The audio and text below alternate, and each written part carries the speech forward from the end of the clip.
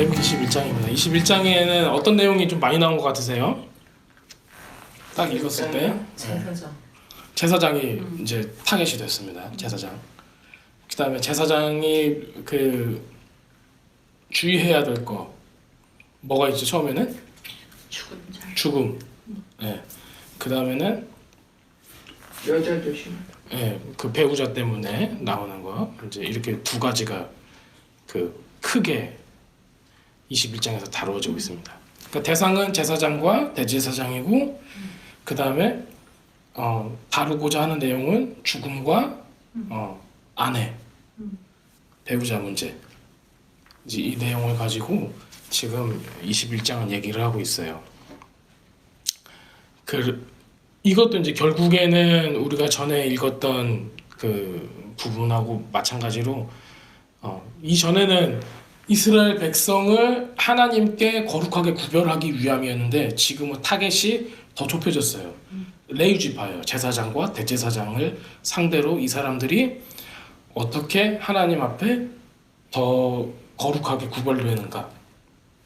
그래서 그거에 대한 그 굉장히 강력한 기준들을 제시를 하고 있습니다. 자, 이제 우리가 이렇게 성경을 읽다 보면은 특히 레위기에 읽다 보면은 여러 가지 금기 사항들이 나와요. 이거 만지면 부정하게 된다. 이거 먹으면 부정하게 된다. 이렇게 하면 부정하게 된다. 그래서 부정함을 피하기 위해서 거룩함 가운데 계속 거하기 위해서 주님께서 주신 이런 계명들이 굉장히 많단 말이에요. 그런데 이제 오늘은 특별히 얘기하고자 하는 거가 죽음이에요. 죽음은 이전에도 굉장히 많은 부분에서 다루어졌어요. 죽은 사람 만지면 안 되고 죽은 시체를 만져서도 안 되고 여러 가지로 나왔었죠. 우리 지난번에 이제 아론의 두 아들 죽었었죠. 그 두 아들이 죽었을 때 아론이 끌어내질 못했어요. 왜냐면 아론이 그때 대제사장이었기 때문에 대제사장이 그 죽은 시체를 만질 수가 없었어요. 그래서 이제 사촌들이 와가지고 이제 그 시체를 꺼내가고 장사를 이렇게 지내게 됐었죠. 그리고 옷도 찢지 못했어요. 그렇죠. 왜냐면 그때 이제 고대근동 사회에서는 이제 우리들이 욥기를 봐서 알고 다른 것을 봐서 알지만 슬픔 어떤 극도로 강한 자기의 가족들이 죽은 슬픔 앞에서는 이렇게 옷을 찢고 뭐 재를 뿌리고 이런 여러 가지 행동들을 하면서 그 슬픔을 잘 표현을 했었잖아요. 그 슬픔을 굉장히 많이 표현했어요. 성경 구약에서 보면은 굉장히 많이 나와요. 막 옷을 찢고 회개할 때도 막 그렇게 했었고. 근데 대제사장은 그거를 못해요. 여기서 보면은 그런 표현조차를 못해요. 할 수가 없게 이렇게 율법적으로 만들어놨어요. 자, 그렇다면은 우리 이제 여기에서 도대체 왜 하나님은 죽은 것을 만지지 못하겠을까? 그것도 지금 와서는 뭐 물론 다른 백성들을 이렇게 만지지 못하게 하는 것도 큰 이유가 있지만은 제사장은 더 굉장히 강하게 이렇게 못 만지게 했다는 게 여기서 등장을 하게 돼요. 근데 기본적으로 이런 것 같아요. 지금 이스라엘 사람들은 광야로 나와서 이제 장정만 60만이었고 제가 이제 항상 말씀드리지만은 배우자와 애들과 뭐 이게 전부 다 합치면은 최소한 300만 원 나왔다는 거죠. 300만이 다 나와서 그 사우디아라비아에 있는 그 시내산 밑에까지 이렇게 슬금슬금 걸어가고 있었어요. 더우니까. 근데 이 사막들을 헤매면서 300만 명이면은 조그만한 도시의 인구잖아요. 그 인구들이 막 다 쪼벅쪼벅 걸어간다고 생각을 해보세요. 얼마나 대단해요. 근데 그렇게 하면서 뭐 노약자도 있을 거고 아픈 사람도 있을 거고 지금 이렇게 1년, 2년, 3년, 4년 그러면서 그 많은 연수가 이렇게 지나면서 성경에서는 맨 마지막에 우리가 가나안 땅으로 들어갈 때 한 세대가 완전히 갈렸다고 이렇게 얘기를 하고 있죠. 딱 2명 빼고 여호수아하고 갈렙 빼고 전부 다 죽은 걸로 나와요.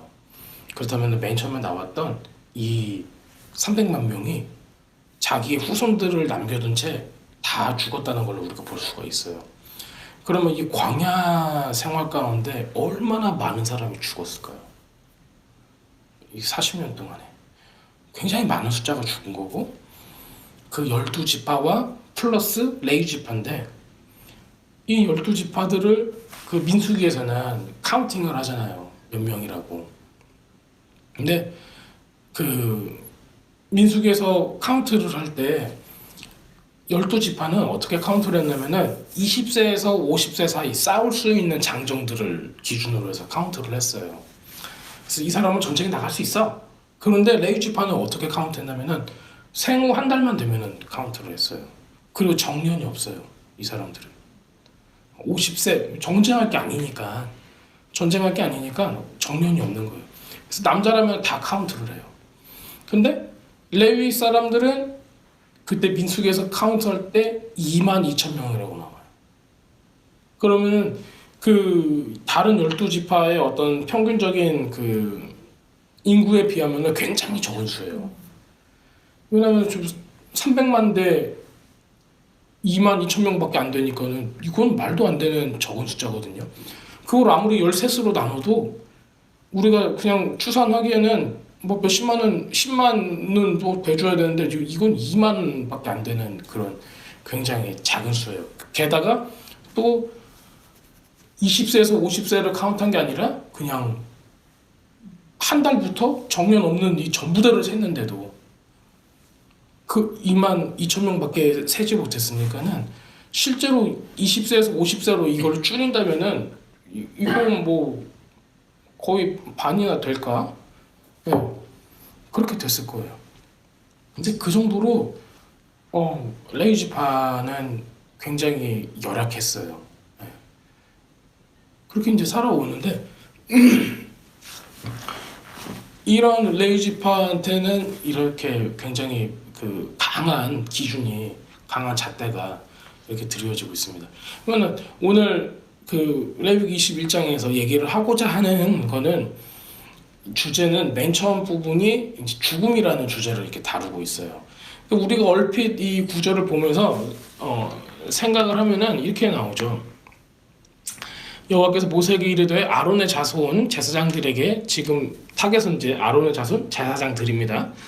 말하여 이르라, 그의 백성 중에서 죽은 자를 만짐으로 말미암아 스스로를 더럽히지 말려니와.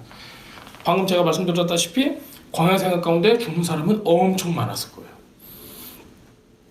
매일매일 누군가는 죽었다고 봐야 되죠. 한꺼번에 죽은 경우도 많고요. 죄 때문에 3,000명이 한꺼번에 죽는다거나 이렇게 많은 사람이 이렇게 죽게 됐습니다. 그래서 그의 살부치라면은 이제 그 바로 직계 가족을 얘기하는 거죠. 어머니, 아버지, 아들, 딸, 그의 형제, 그 다음에 출가하지 아니한, 그러니까 시집 안 간 처녀인 자매까지는 가능해요. 그들로 말미암아서는 몸을 더럽힐 수 있다. 그러니까는 시체를 만질 수 있다. 장례식을 참여할 수 있다. 이제 이게 되는 거예요. 근데 여기서 만약에 이제 자매가 시집을 갔으면은 다른 권위, 다른 남편, 다른 머리 가운데 있기 때문에 이제 시집을 가면은 이제 여기 속하지 않는 거예요. 그냥 제사장은 그의 백성의 어른인즉 자신을 더럽혀 속되게 하지 말지니라, 이렇게 나와 있습니다. 이제 하나님께서 싫어하는 게 몇 가지가 우리가 있는 걸로 보여요. 죄를 싫어하시고, 뭐 음란함을 싫어하시고, 우상 숭배를 싫어하시고, 여러 가지 싫어하시는데 그 중에 굉장히 싫어하는 것 중에 하나가 죽음이에요. 보니까. 왜냐면 죽은 시체를 만지는 것만으로도 어떻게 되는 거예요? 제사장과 이스라엘 백성들은 더럽혀진다는 컨셉이 여기서 계속 나오고 있어요. 그러니까 우리들이 그냥 성경을 읽을 때는 죽은 거, 시체, 동물 시체, 사체를 먹을 수도 없고, 이제 우리 음식법 할 때도 배웠었죠. 왜 이렇게 죽은 거를, 어차피 고기를 먹으려면 동물이 죽어야 되는데 왜 그렇게 말씀하셨을까? 또 사람이 살다 보면은 누군가는 분명히 죽어야 되는데 왜? 그러면 지금 현대 교회에서는 목사님들이 장례식 예배도 못 가야 된다는 뭐 이런 차원인가? 이게 여러 가지로 우리가 이제 상상을 해볼 수가 있어요. 근데 우리는 그런 생각에 우리의 삶 가운데 있는 생각보다 조금 더 앞서서 해야 될 게 있어요. 그게 뭐냐면은 하나님의 속성, 하나님의 네이처예요. 하나님의 기본적인 성품인 거예요. 하나님이 왜 우리로 하여금 죽은 것을 손대지 못하게 하고 건드리지도 못하게 하고 죽은 것을 건드리는 자마다 부정하다고 하고 더럽혀졌다고 해서 하나님 앞에 나올 수 없다라고 정하셨는가? 이게 이제 우리가 알아야 될 거죠. 기본적으로 죽음은 하나님이 싫어해요. 죽음은 하나님의 속성하고 반대되는 거예요. 그렇기 때문에 하나님께서는 죽음을 건들지 말라고 한 거예요. 거기다 손도 대지 말라고 한 거죠. 그래서 이스라엘 백성도 마찬가지고 제사장한테는 더욱 강한 기준이 적용이 되는 겁니다. 쉽게 얘기를 하면은 하나님은 죽음을 굉장히 가증하다고 생각을 하는 거예요. 왜냐면은 죽음은 언제부터 와요? 죄가 생겨남으로부터 온 거죠. 하나님께서 천지를 창조하셨을 때, 온 우주를 창조하셨을 때 동물들을 창조하시고 식물들을 창조하시고 이런 천지 만물들을 창조하셨을 때 죽을 거라고 생각하고 창조하셨을까요? 아니면 영원할 거라고 창조를 하셨을까요? 네, 아담과 하와는 하나님 앞에서 영원할 거였어요. 거기 있는 동물도 왜냐면 우리가 그 창세기 6장, 8장, 9장 그러니까 노아의 방주 사건이 끝난 이후로 그때서야 고기를 먹을 수 있게 돼요. 근데 그 전에는 식물밖에 안 먹어요. 그러면은 그 전에는 고기를 아예 건들질 않았다는 건데 그거는 짐승을 사냥해서 먹질 않았다는 거예요. 그렇다면 죽음 그 하나님의 속성하고 조금 더 가까운 세상이었죠. 에덴 동산의 그 삶과 노아 전까지는. 왜냐면은 고기조차를 누군가의 죽음으로 인해서 고기를 먹질 않았으니까. 식물은 말 그대로 잎사귀를 따고 해서 우리가 먹는 거지 식물을 죽이는 게 아니에요. 식물은 계속 리프로듀스가 계속 되는 거니까. 아예 그게 다른 거죠. 근데 지금 이런 경우에는 죄로 인해서 우리한테 죽음이 들어온 거를 지금 성경에서는 계속 암암리에 암시를 하고 있는 거예요. 그래서 하나님께서는 본래 하나님의 이 에덴 동산을 창조하셨을 때 죽음이라는 게 없었어요. 그러면 사람들한테 있는 잘못된 컨셉, 잘못됐다라고 표현하기는 좀 그렇지만은 우리 지금 현대 사회에서 사람들이 생각하고 있는 컨셉 그리고 전에 많은 왕들이나 어떤 역사책이나 뭐 필로소퍼들이나 가지고 있는 컨셉이 뭐냐면은 영원이라는 단어를 시간적인 개념으로 봤다는 거예요. 영원이라는 단어를. 그래서 시간적으로 내가 영원히 살 수 있다, 영원히 이 부를 누릴 수 있다, 영원히 이 권력을 누릴 수 있다 해서 이제 뭐 진시황이네, 뭐 알렉산더네, 뭐네 해서 내가 늙어 죽을 거를 걱정을 해서 불로장생을 할 수 있게 뭔가를 불로초를 막 찾아오게 하고 했던 굉장히 자기의 어떤 권력이나 재산이나 나라가 굉장히 그 높은 위치 굉장히 컸을 때 이 사람들이 그런 업적을 달성하고 나서는 뭘 원했냐면은 영생을 원했어요. 근데 다 그 컨셉이 뭐냐면 시간적인 컨셉이에요. 영원한 시간. 근데 성경은 어때요? 하나님을 우리가 예배할 때도 그렇고 성경에서 하나님을 부르는 거는 King of Universe, 멜라카올람이라고 불러요. 그럼 그거를 보면은 우주적인 공간의 모습하고 영원이라는 시간의 공간하고 이거는 지금 우리들이 그냥 말하고 있어서 우리가 쓰는 단어 때문에 이거를 번역한 단어 때문에 그 두 가지를 우리가 들 수 있는데 하올람이라는 단어는 히브리 사람들한테는 다른 세상인 거예요. 오는 하나님의 세상인 거예요. 하나님의 나라. 그냥 우리들이 예전부터 영생을 얻으리로라 하는 그 요한복음 316절에 있는 그 영생도 우리들이 맨 처음에 그냥 주일학교에서 그걸 들었을 때는 영원히 사는 것 정도로밖에 생각을 못했단 말이에요. 그래서 그 컨셉이 우리한테는 굉장히 미약해요. 왜냐면 지금 우리의 삶이 너무 힘들다고 생각을 해보세요. 영원히 산대. 그러면 누가 좋아하겠어요? 야 진짜 영원히 지금도 막 요즘에도 막 내가 진짜 영원히 이러고 살아야 되나? 이런 생각 애를 키우면서도 영원히 이렇게 살아야 되나? 지금 뭐 가게를 하면서도 영원히 여기 있어야 되나? 우리는 그렇게 영원이라는 단어를 걷다 넣으면은 우리가 정말 좋을 때가 아니면은 영원히 우리가 이 고통 가운데 있어야 되나로 이렇게 착각하게 된단 말이에요. 그러니까 영원이라는 단어 자체는 원래 하나님의 속성이었단 말이에요. 생명이라는 거였어요. 그래서 하나님 나라가 하나님께서 하나님의 통치가 있는 하나님의 나라는 끝이 없었단 말이에요. 그냥 이 컨셉이 우리 현대 기독교인들 가운데 없기 때문에 영원이라는 단어에 동경이 없어요. 영원히 살아서 뭐 할 건데? 이제 이런 식이죠. 영원히 살아서 영생을 누려서 뭐 할 건데? 난 영생에 큰 미련이 없어. 지금 당장 잘 살았으면 좋겠어. 지금 당장 내 육을 만족시켰으면 좋겠어. 하는 게 지금 현대 사람들이에요. 또 당장에 자기의 만족을 위해서 굉장히 많은 도덕적인 것까지 다 버릴 정도죠. 근데 성경에서 말하고 있는 그 영원이라는 영생이라는 그 컨셉이 굉장히 다른 것 같아요. 근데 그거하고 아예 상반된 컨셉을 가지고 있는 게 뭐예요? 죽음이에요. 예수님도 이 땅 가운데 오셨어요. 뭘로 오셨어요? 빛으로 오셨고 생명으로 오셨어요. 그러니까는 예수님하고 가장 반대되는 컨셉은 뭐예요? 죽음이라는 거예요. 죽음. 그 예수님께서 생명이라는 컨셉을 가장 잘 여실히 보인 거는 부활이에요. 그렇죠. 아예 죽었는데 거기서 그걸 다 이겨내고 새로운 생명을 우리한테 주셨고, 그 예수님의 주를 뒤에 선 사람한테는, 모든 사람한테는 이 부활이라는 것을 주겠다고 말씀을 하신 거예요. 그냥 육이 살아나는 정도의 부활이 아니라 하나님 나라에서 있을 수 있는 그 생명, 하나님 나라의 통치 가운데 있을 수 있는 그 생명을 주시겠다고 한 거죠. 근데 이거에 반대되는 거는 이 죽음이라는 개념이에요. 원래 그러니까 하나님께서 처음에 에덴 동산에서 천지를 창조하셨을 때 죽음이라는 개념이 있었을까요? 죄가 들어오고 나서 죄의 값은 사망이라고 이제 나왔기 때문에 그때부터 사망이 들어가요. 그래서 그 전에는 우리들은 이제 성경을 다큐멘터리나 이런 걸 보시면 알겠지만은 이 나이가 얼마나 많아요. 막 무두셀라는 몇 살, 900 몇 살 살고, 누구는 몇 살 살고, 누구는 정말, 그리고 사람도 이 어떤 학자들에 의하면 사람이 굉장히 컸대요.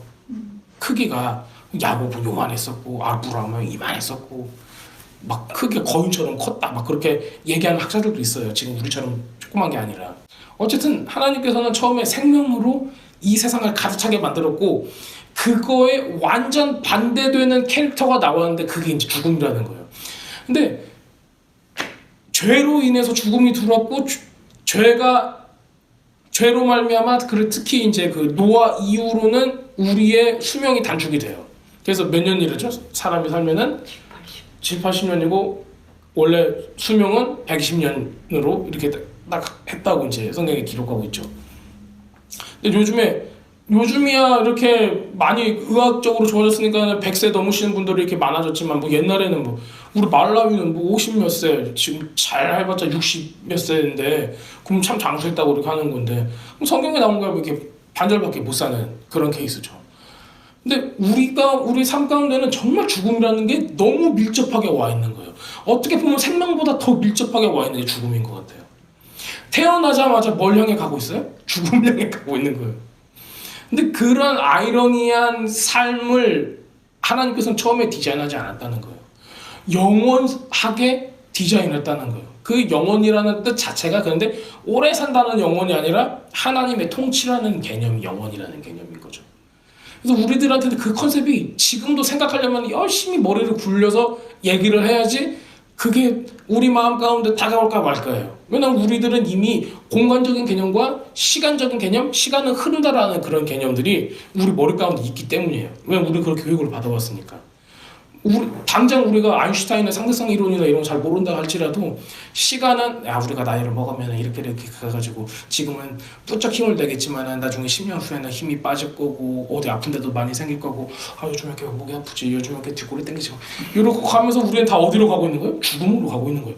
안 아픈 데가 많았었는데 안 아픈 데가 거의 없었는데 지금은 다 아파요. 다. 지금은 1년이 다르고 2년이 다르고 10년이 다르고 우리는 계속 가고 있는 게 죽음을 향해 가고 있단 말이에요. 하나님은 원래 이렇게 디자인해놨을까요? 그러고 보면 우리 인생이 참 되게 더덥게 느껴지는 것 같지 않으세요? 죽음으로만 가고 있어요. 말도 안 돼. 왜 태어나게 했어? 이런 우리가 의문을 가질 수도 있단 말이에요. 그래서 하나님께서는 제사장들에게 그리고 하나님의 백성들에게는 뭐 하지 말라고 그랬어요? 죽음을 건들지도 말아라. 죽음을 건드는 거는 생명이 나고 교제를 해야지 죽음을 건드는 것조차가 너희한테는 부정하게 된다는 거예요. 원래 하나님께서 디자인한 건 우리를 뭘로 충만하게 하는 거예요? 생명으로 충만하게 하시겠다는 거예요. 자, 그래서 예수님께서 오셨어요. 이 땅 가운데 오셔서 예수님께서 사역을 하실 때 가장 먼저 하신 게 뭐예요? 살린 거예요. 죽은 것을 살린 거. 잡힌 것을 풀어주고 안진뱅이자들을 일으키세고 소경을 보게 하시고 이게 다 어디서 나와요? 지금 이 뒤에 보면은 제사장들 이런 사람들은 하나님을 섬기지 못해라고 나온 케이스 있죠. 다 누구예요? 다 몸이 성하지 않은 사람들 해서 그 리스트들이 다 나온단 말이에요. 그럼 지금 우리 뭐 이런 생각 많이 할 수 있죠. 장애인들 차별하시네 하나님. 정말 하나님 안 되겠어. 우리 구약의 하나님은 너무 다른 것 같아. 지금 우리 세상 생각하고. 벌써부터 장애인을 이렇게 차별하셔가지고 아무 일도 못하게 하고 그러다가 그냥 죽게 만드시나 보다. 하나님께서는 이걸 성소수자들도 미워하시고 장애인들도 미워하시고 너무 미움이 많으신 분인 것 같아. 막 그렇게 생각할 수도 있단 말이에요. 근데 하나님의 원래 디자인은 뭐예요? 이게 이런 사람들이 있어요, 없어요? 하나님 나라에는 이게 없는 거예요.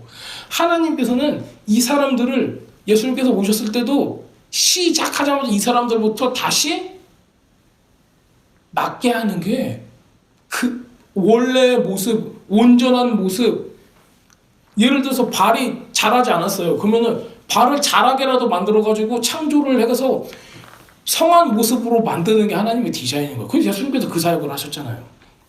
38년 동안에 팔을 못 써가지고 팔이 말랐대요. 마른 거는 근육이 없어진 거예요. 움직이지 못해서.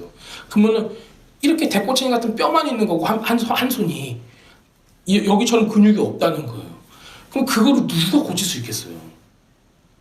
예수님께서 기도를 했을 때 어떤 현상이 일어나면은 푹푹푹푹푹 하면서 근육이 자라나고 살이 돋고 그래서 똑같은 손이 됐다는 거예요.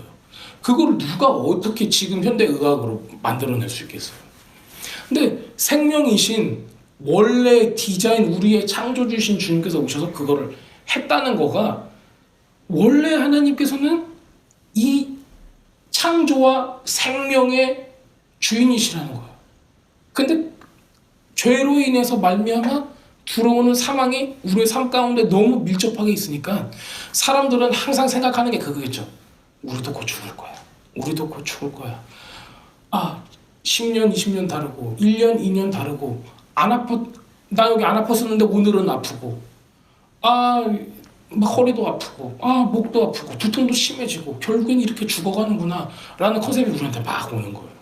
그러니까 이때 당시에 광야에 있는 사람들한테 분명히 그게 많았겠죠. 그래서 주님께서는 그럴지언정 내 앞에 있는 사람들은 어떻게 되기를 원하시는 거예요? 죽기 전까지는 건강하게 살기를 원하시는 거예요. 생명 가운데 우리가 그 생명 넘치는 그 생명과 그 풍요로운 가운데 있기를 원하셨던 거예요. 몸은 쇠약해지는 것을 막지 못한다 할지라도 하나님 앞에서 계속 생명을 누리면서 살기를 원했던 거죠. 그러면서 죽고 나서 그때가 맨 마지막 때가 되면은 주님께서 일으키시는데 그때는 몸이 병들지도 않고 늙지도 않는 원래 하나님께 디자인했던 몸을 준비해 주겠다라고 말씀을 하신 거예요. 이제 그게 이제 우리가 얘기하는 부활체죠. 자, 결국에는 죄는 사망을 가져오게 됐고 그 죄는 그 아담과 하와가 따먹었던 그 선악과를 말미암아서 이렇게 이르게 된 겁니다. 우리가 이제 여러 가지 알 수 없는 부분들이 너무 많아요. 왜냐하면 창세기에 굉장히 이런 시시콜콜하고 구구절절하게 이렇게 써놓은 게 많이 없어요. 하지만은 히브리 사람들은 고대부터 이제 자기네들이 구전으로 내려오는 어떤 이런 책들이나 이런 것들을 보면은 그들이 가지고 있던 생각이나 컨셉들이 지금 현대에서 우리가 기독교인들이 개신교인들이 그 잊고 생각하고 있고 이런 것들하고는 조금씩 다른 부분들이 분명히 있다는 걸 우리가 이제 보고 있습니다. 죽음은 하나님 앞에 가증한 거예요. 하나님이 죽음을 되게 싫어해요. 그래서 우리가 죽음을 만지는 것조차 너무 싫어했던 겁니다. 그래서 특별히 제사장들한테는 이 죽음을 건드는 것조차도 싫었기 때문에 이거를 건들지도 못하게 합니다. 그래서 죽음은 하나님 앞에 어떤 그냥 혐오스러운 존재. 우리가 이제 계속 성경을 읽었을 때 나왔잖아요. 이 음식은, 이 짐승은 부정한 것이다, 혐오스러운 것이다, 이렇게 이제 얘기를 해요. 죽음은 동물도 아니고 먹거리도 아니고 짐승도 아니고 아무것도 아니지만은 이거는 혐오스러운 존재였어요. 병도 아니었지만. 왜냐하면 하나님의 속성과 정반대였던 거예요. 하나님의 원래 디자인한 게 아니었던 거예요. 죄로 인해서 발생된 어떤 케이오스 같은 거죠. 근데 우리는 사탄이가 어떻게 태어났는가, 그 존재가 어떻게 시작됐는가도 잘 몰라요. 왜냐하면 성경에서는 그거를 자세하게 설명을 하지 않고 있죠. 근데 분명히 천사의 타락은 인간의 창조보다 먼저 됐어요. 왜냐하면 뱀의 형상을 한 타락한 천사인 사탄이 사람을 유혹했기 때문에. 그리고 처음에 천지를 창조하실 때 흑암 가운데, 또 수명 가운데, 혼돈 가운데, 공허함 가운데, 그게 다 죽음이라는 의미를 다 가지고 있는 단어들이잖아요. 거기 가운데 하나님께서 빛이 있으라 말씀하시고 생명을 거기 두시고 그 다음에 이 천지를 다 창조를 하셨기 때문에 이미 천사로 인해서 그게 지구 하나만이 됐던 아니면 어떤 세상이 됐건 간에 그곳 가운데는 죽음으로 가득 차 있었던 거예요. 근데 하나님께서 거기에 이제 생명을 주시고 사람들로 하여금 하나님과 계속 교제하면서 살 수 있는 이런 환경을 만드셨죠. 다시 죄로 인해서 이게 전세가 역전됐을 때 하나님께서는 우리들한테 다시 생명으로 올 수 있는 이런 방법들을 다 제시를 하고 계세요. 자, 이제 21장이 이런 배경 가운데 있다는 거를 우리가 이제 알고 들어가면은 왜 시체를 만지지 말라고 했는가, 이제 이런 부분들에 대해서 우리가 조금 더 쉽게 다가갈 수 있을 것 같습니다.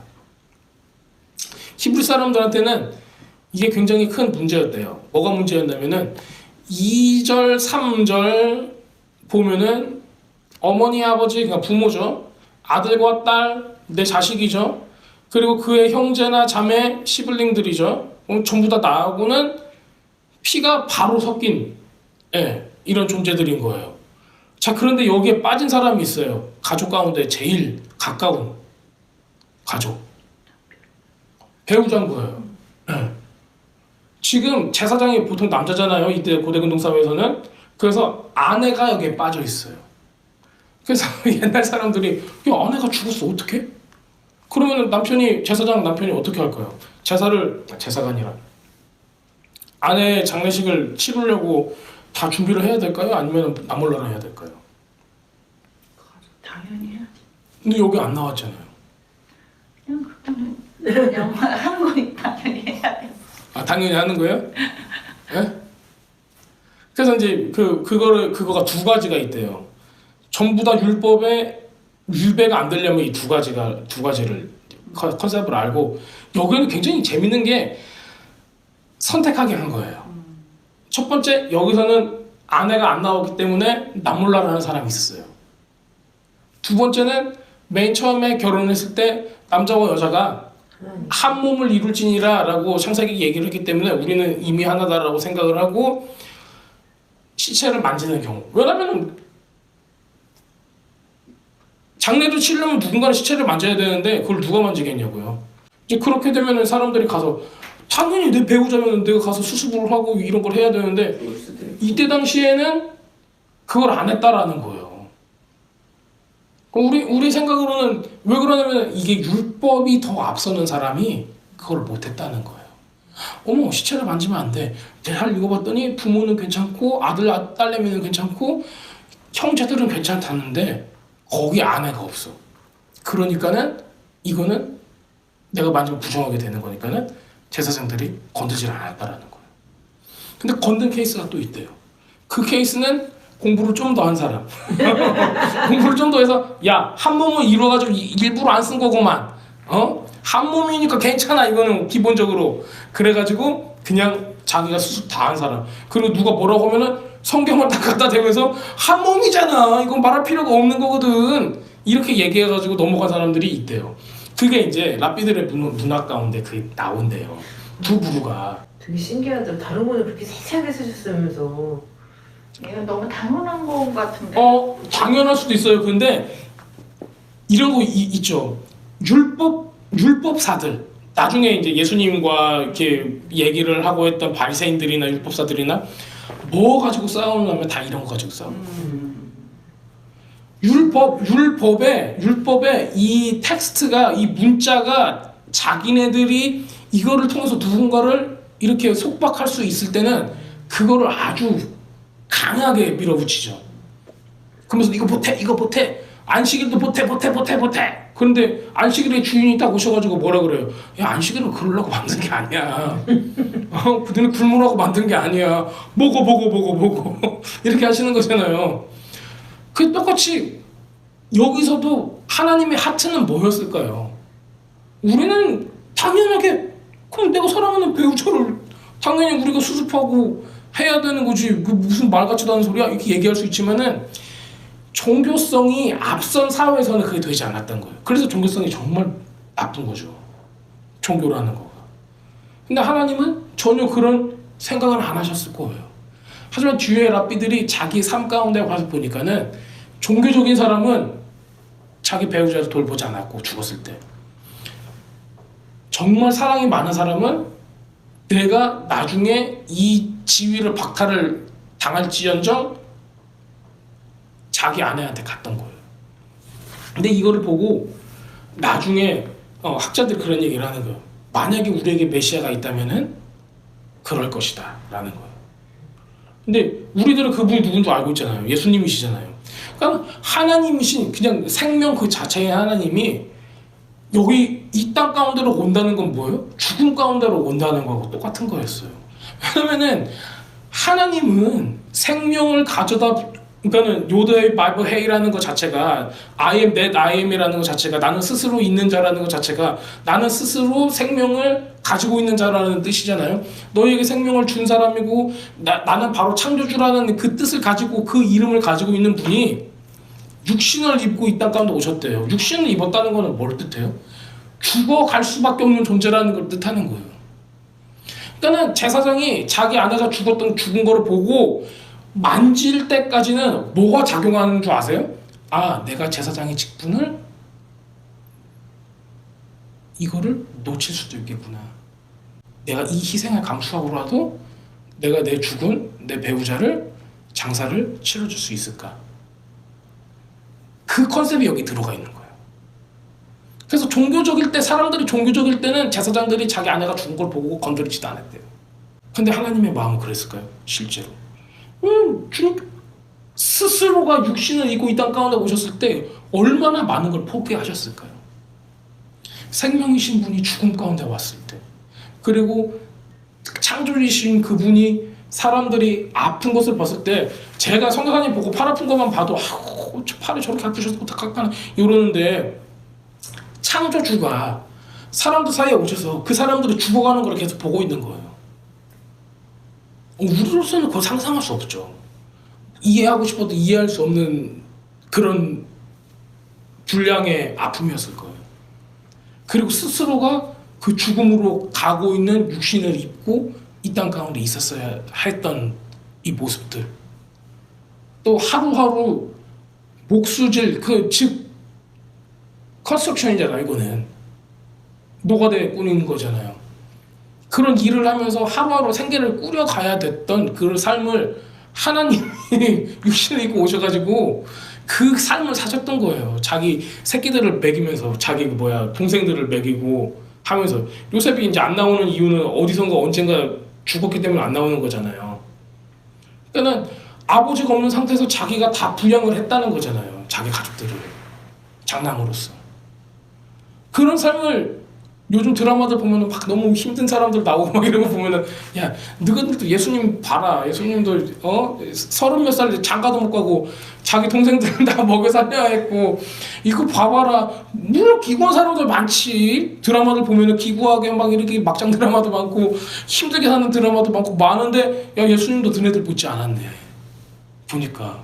그래서 나한테 쌍둥이 형제가 있고 누가 있고 엄마도 있고 막 그래서 한 가족들이 뭐 대여섯 명이 되는데 이걸 다 먹여 살리고 내가 가진 기술은 뭐야 나무 이렇게 쪼개는 기술밖에 없어가지고 어디 가서 공사장 가서 일해야 되고 한다고 생각을 하면은 그때 고대운동 사회 제사장도 아니고 그렇다면은 굉장히 어려운 삶을 살았다는 건 보지 않아도 너무 뻔하잖아요.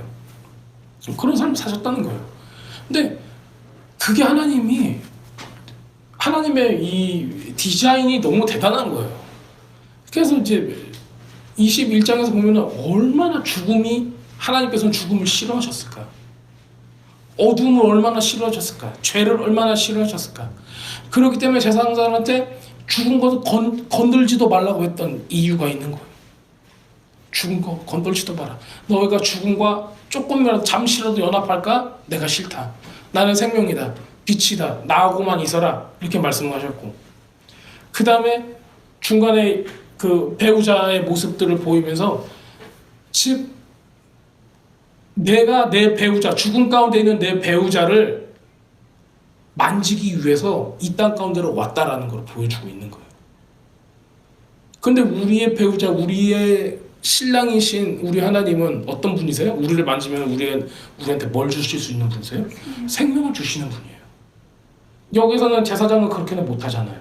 하지만은 우리 하나님은 그걸 하셨단 말이에요. 이 모습을 레위기서 21장에 굉장히 간접적이지만은 이 삶의 어떤 그 제사장들의 삶의 모습들을 통해서 우리 하나님께서 어떻게 메시아를 우리에게 보내주시고 이 가운데 어떤 모습으로 우리를 어떻게 사랑하셨는가를 우리가 엿볼 수가 있습니다.